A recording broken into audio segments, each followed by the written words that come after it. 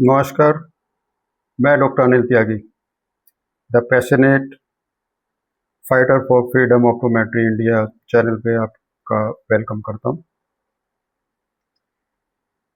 अभी एक latest information मुझे ईमेल पर रिसीव हुआ है कल की डेट में, 1 मई 2025 की ईमेल पर है,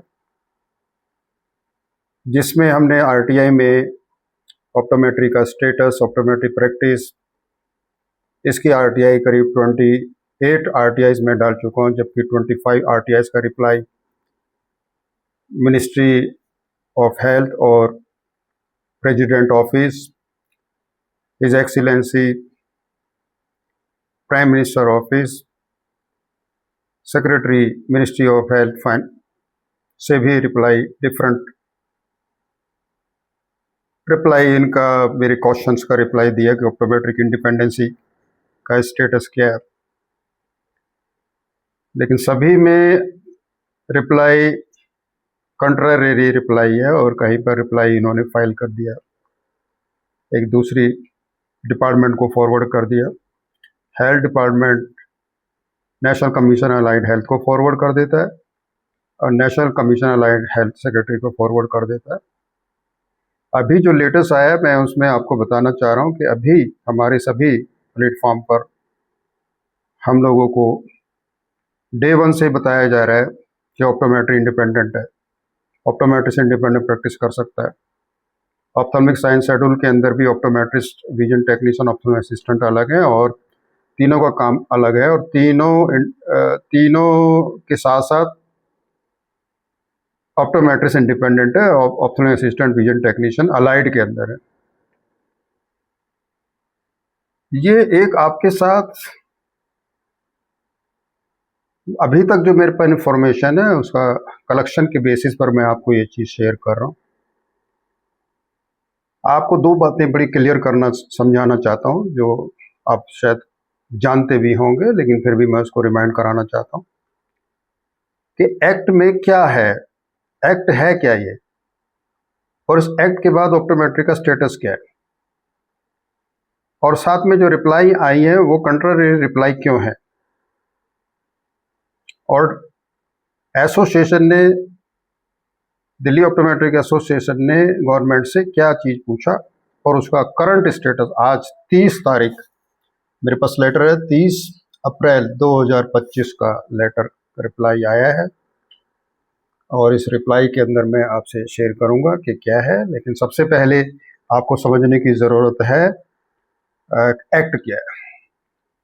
ये एक्ट है हमारा नेशनल कमीशन अलाइड हेल्थ 2022 28 मार्च को इनेक्ट हो गया। इसका शेड्यूल में अलाइड और हेल्थ के प्रोफेशनल जो आपको डिस्क्राइब किया गया है वो किया गया है। अलाइड वो है जो 2000 आवर्स का कोर्स किया है, चाहे डिप्लोमा है, चाहे डिग्री है, चाहे कुछ भी है उसके पास, वो अलाइड में आएगा। और जिसके पास 3600 आवर्स का कोर्स है, चाहे वो डिग्री 3 ईयर्स है, 4 ईयर्स है, वो हेल्थ केयर प्रोफेशनल है। ये शेड्यूल है आर्टिकल एक्ट में, इन्होंने डेफिनेशन में डिफाइन किया है कि हेल्थ अलाइड कौन है और हेल्थ केयर कौन है, ये पूरा इसके अंदर डिफाइन हो चुका। अभी सिर्फ हमको समझने की ज़रूरत है कि जो पावर्स है, शेड्यूल पावर क्या है। 70 article number 70 powers to set amend schedule, there is a clause this act। Schedule में क्या है कि ये समझिए आप, ये आपका किसी बिल्डिंग को कंस्ट्रक्ट करने के लिए एक ब्लूप्रिंट होता है जिसको हम बोलते हैं आर्किटेक्चरल मैप, और जिसको आर्किटेक्ट मैप बनाता है इसको बोलते हैं, ये हमारा एक्ट है architecture structure, architecture map guideline. ये फ्रेम हो गया पार्लियामेंट से, और इसमें गाइडलाइन में क्या है कि अब इस बिल्डिंग को, अगर कोई बिल्डिंग बनाई जा रही है, कमीशन नाम की एक बिल्डिंग बनाई जा रही है, उस कमीशन के अंदर 11 काउंसिल्स हैं, 11 रूम्स हैं, और 11 रूम्स के अंदर अलग अलग प्रोफेशनल उस रूम के अंदर बैठेंगे और उनके चेयरमैन उसमें बैठेंगे, जिसमें रूम नंबर 5, शेड्यूल 5 में ऑप्थेल्मिक साइंस का भी है, और एक रूम है उसके अंदर फिजियोथेरेपी शेड्यूल 3, और एक रूम है आपका 5 ऑप्थेल्मिक साइंस, और एक रूम है 6 article 6 schedule 6 occupational therapy professional.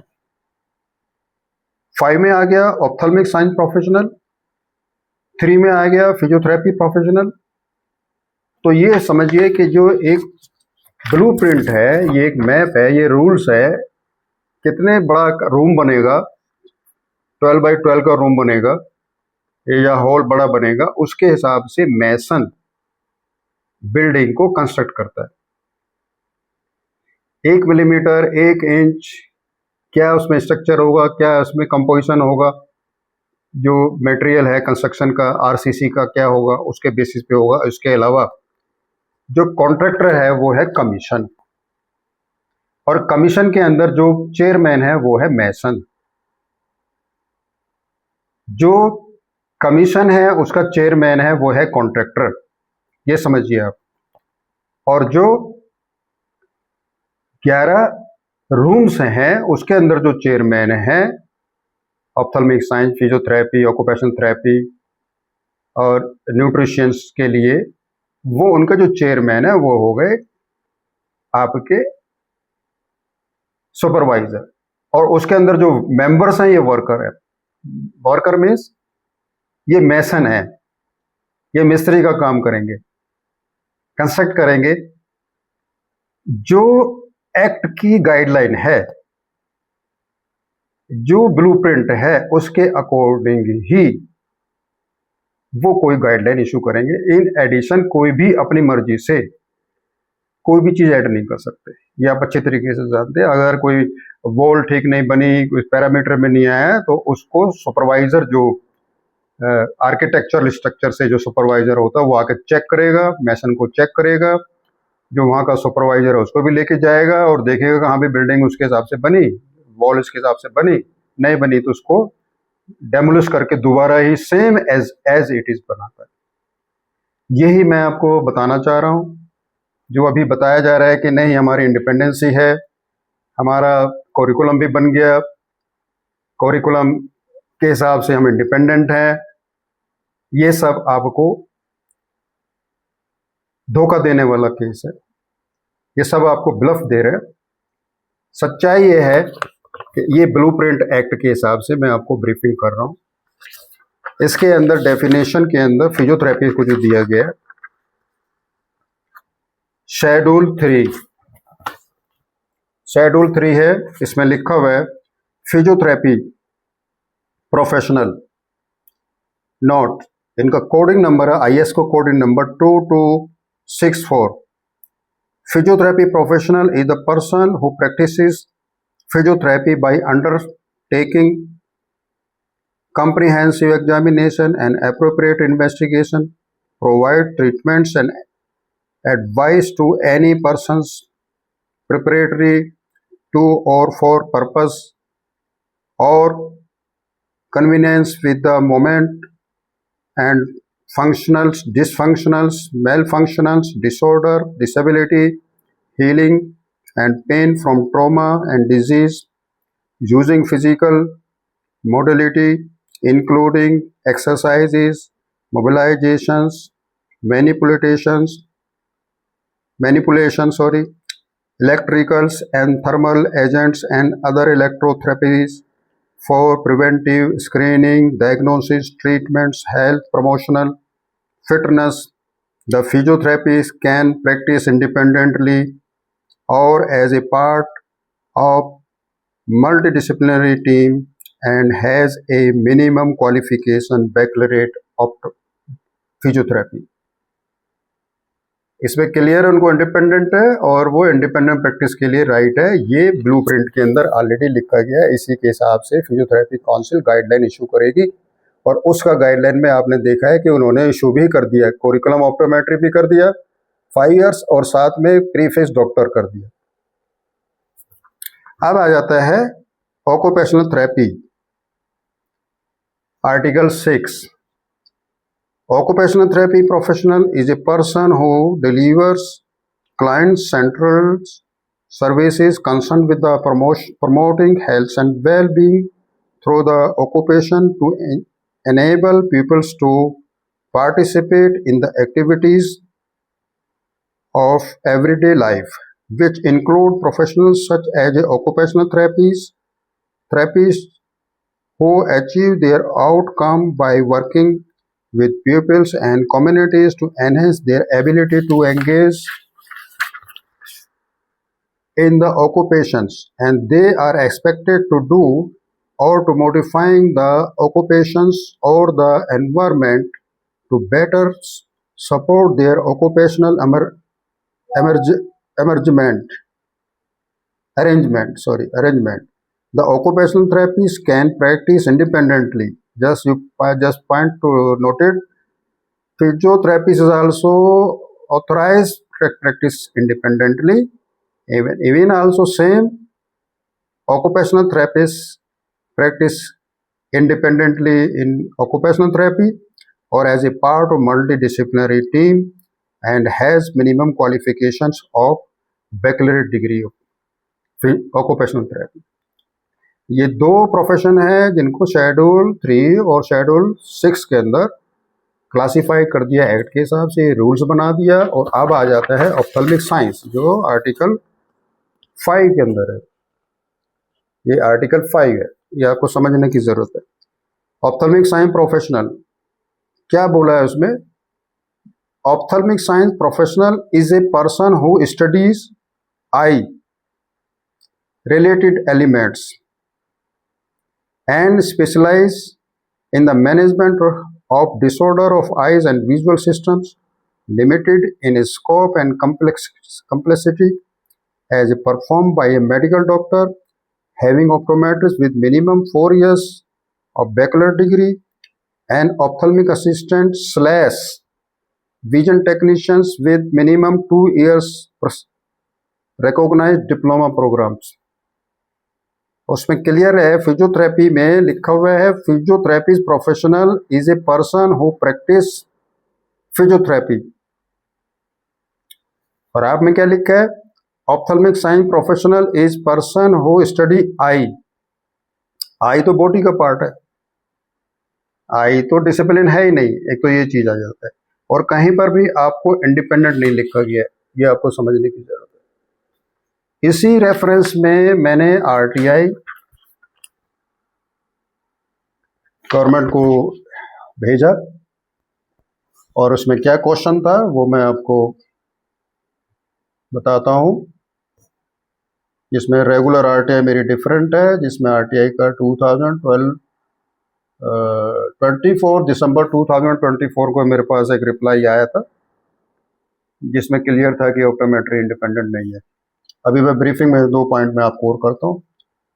मैंने क्वेश्चन था inclusion of NCPA act 2021 schedule.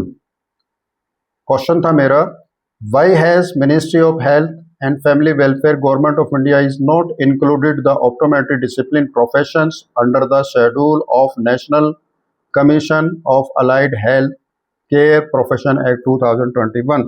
Question ये था कि आपने ऑप्थेल्मिक साइंस शेड्यूल तो कर लिया, ऑप्टोमेट्री क्यों नहीं किया? उसके लिए मैंने क्वेश्चन पूछा था, तो मिनिस्ट्री ने क्या जवाब दिया?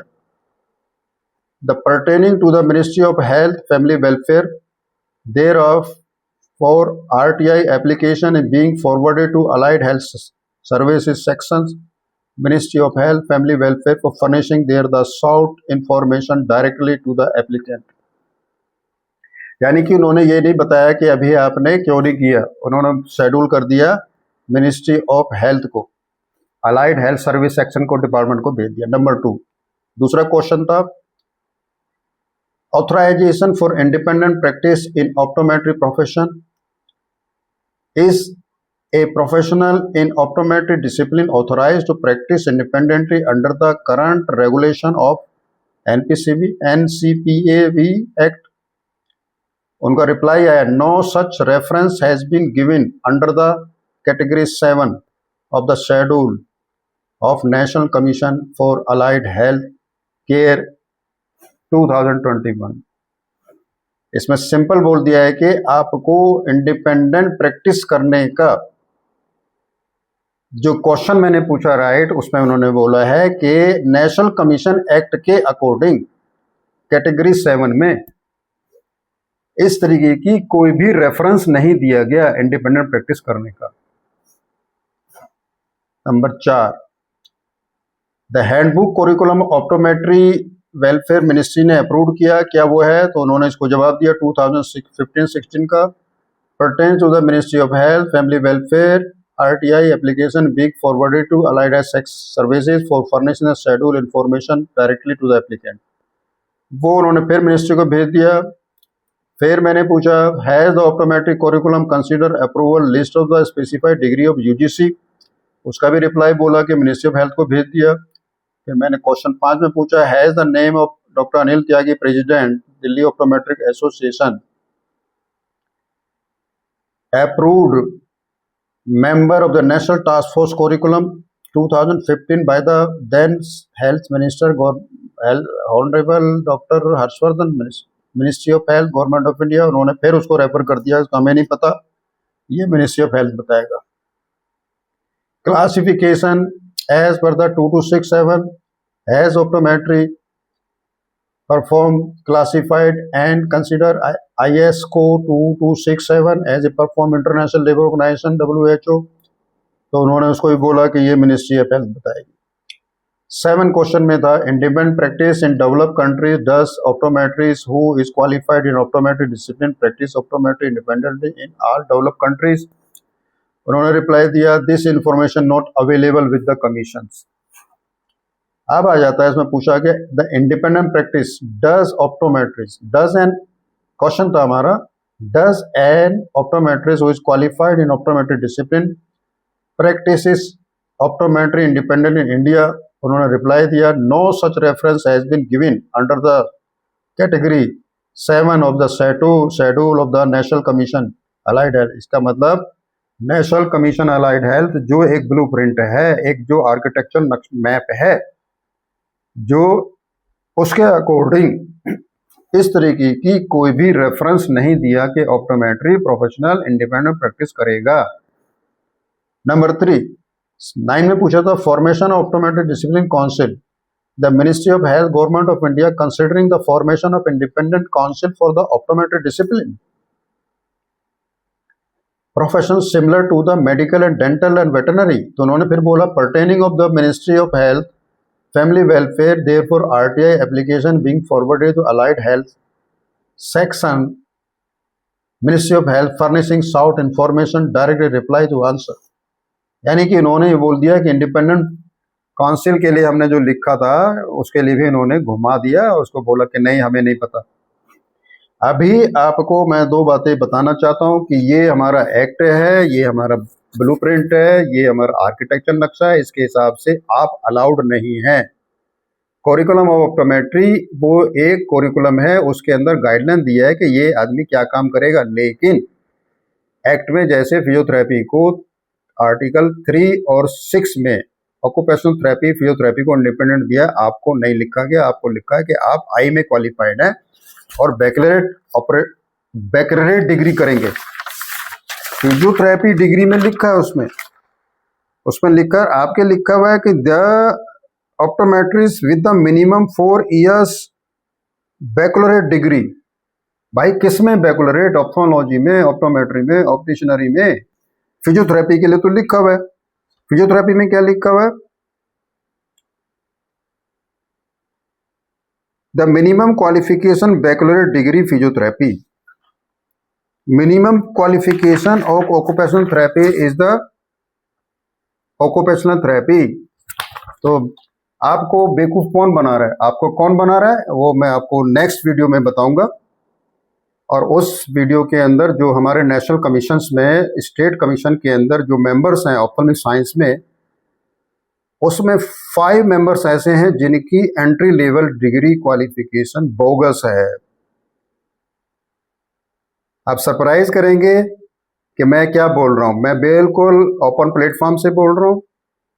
उनकी डिग्री बोगस है। मेरे पास 2002 का दिल्ली हाई कोर्ट का एक ऑर्डर है जिसके अंदर उनकी क्वालिफिकेशंस नील एंड वाइट किया गया है। मेडिकल काउंसिल ऑफ इंडिया ने भी उसको रिफ्यूजल किया है और मिनिस्ट्री ऑफ हायर एजुकेशन ने भी उसको नलिफाइड किया है कि जो डिग्री है वो बोगस है और वो एलिजिबल नहीं है। 4 इयर्स डिग्री जो करने के किया है, जो उन्होंने बोगस किया, नॉन यूनिवर्सिटी किया, उसका मैं नेक्स्ट वीडियो में आपको रिवील करूंगा। अभी मैं आपसे ये बोलना चाहता हूं कि जो मिनिस्ट्री ने आज हमको जो लेटर दिया है वो 30/4 का, जिसके अंदर क्लियर बोल दिया गया है, जो लेटेस्ट इन्फॉर्मेशन है, ये national commission allied health services department से लेटर मेरे पास रिसीव हुआ है। इस लेटर के अंदर साफ बोला गया है कि शेड्यूल के हिसाब से, एक्ट के हिसाब से ऑप्टोमेट्री कोई वर्ड ही नहीं है। नंबर 2, ऑप्टोमेट्री इंडिपेंडेंट नहीं है। Thank you. नेक्स्ट वीडियो में बताऊंगा मैं आपको और रिवील करूंगा। नेक्स्ट वीडियो में रिवील है जिसके अंदर हमारा कोरिकुलम ऑप्टोमेट्री जो 5 इयर्स हुआ है उसका एडवांटेज, प्रो और कॉन्स क्या है, और नंबर 3 और जो नेशनल कमीशन के अंदर जो हमारे ऑप्थेल्मिक साइंस के अंदर हमारे ऑप्टोमेट्री प्रोफेशनल जो बहुत वेल क्वालिफाइड है, वो भी बहुत अच्छी जेन्युइन है, उनसे रिक्वेस्ट करूंगा कि जैसे फिजियोथेरेपी ऑक्यूपेशन थेरेपी का इंडिपेंडेंट है, ऐसे ही आप अपने डेस्क से कमीशन को, गवर्नमेंट को रिकमेंड करें इंडिपेंडेंट के लिए। और दूसरा मैं उनको बोल रहा हूं जिनको बोगस डिग्री है और वो अपने नेशनल कमीशन में, मैं उनसे बोल रहा हूं कि वो अपना विड्रॉल कर लें मेंबरशिप से, कमीशन से, और जो जेन्युइन बच्चा है, जो जेन्युइन क्वालिफाइड है, वो ही रिप्रेजेंट करे, जिससे वो ऑप्टोमेट्री हमारा वैलिड हो। अगर वो विड्रॉल नहीं करते हैं तो उनको कोर्ट के ऑर्डर के हिसाब से क्या होगा मैं आपको नेक्स्ट में बताऊंगा। अभी बस यही मैं यहीं पर फिनिश करता हूँ। वीडियो मेरी काफ़ी बड़ी हो गई है। थैंक यू, आपने सुना। नेक्स्ट वीडियो के अंदर, ये मेरा पार्ट 5 वीडियो है। पार्ट 6 के अंदर मैं ऑप्टोमेट्री कोरिकुलम और बोगस जिनकी डिग्री है उनका एक्सपोजर करूंगा। और आपसे वो है कि आप उसके बाद उन लोगों से रिक्वेस्ट करें कि वो विड्रॉल करें और हमारे प्रोफेशन को लेट डाउन ना करने दें, लोगों के अंदर मिसलीड ना करें, लोगों के साथ धोखा ना दें, प्रोफेशन को लेट डाउन ना होने दें।